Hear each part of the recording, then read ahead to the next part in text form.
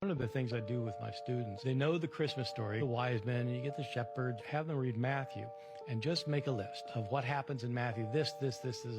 Then I have them read Luke and make the same list for Luke. And is there anything that cannot be reconciled? It blows their minds. You realize, whoa, after Jesus is born, Mary has to make an offering in the temple. And then they go straight back to Nazareth, which is about 100 miles to the north up in Galilee. In Matthew's gospel, Jesus is born, and Joseph is warned that Herod is now going to try and kill the child. And so Joseph takes the family and goes down to Egypt, and they stay there till Herod dies. When they hear that Herod dies, they come back. They can't resettle in Bethlehem like they want. They resettle in Nazareth. If Matthew is right that they went down to Egypt for months or years or however long, how can Luke be right that they immediately returned to Nazareth?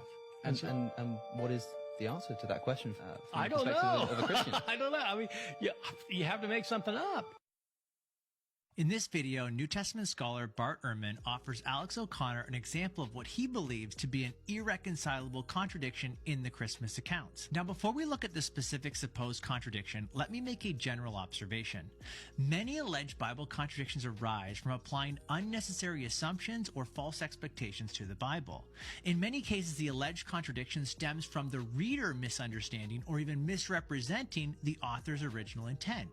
Let me show you what I mean. Ehrman challenges his students to read the Christmas accounts in Matthew and Luke and make a list of events for each. What you will find is some similarity, like Jesus being born in Bethlehem, of a virgin, and after his birth returning to Nazareth. But you will also find differences, like the Magi and the trip to Egypt in Matthew, and the shepherds and the trip to the temple in Luke. While Matthew and Luke give some different details, it's not clear that this amounts to a genuine contradiction. Here's why.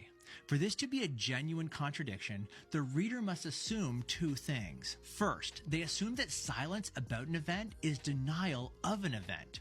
But this is a textbook example of an argument from silence, trying to reason from what a source does not say to the conclusion that something did not happen. Since Luke is silent on Jesus going to Egypt, the argument goes, therefore Luke denies Jesus went to Egypt. True, Luke doesn't mention the trip to Egypt, but what follows from that?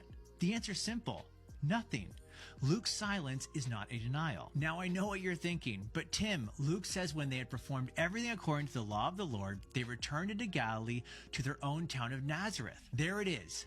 Bethlehem, Jerusalem, Nazareth. This leads to the second assumption. Second, the reader assumes Luke's describing immediate consecutive events. Luke does say that Mary, Joseph, and Jesus returned to Nazareth, and it says that it was after making sacrifices for ritual purification in Jerusalem. The question is, was it immediately after or eventually after?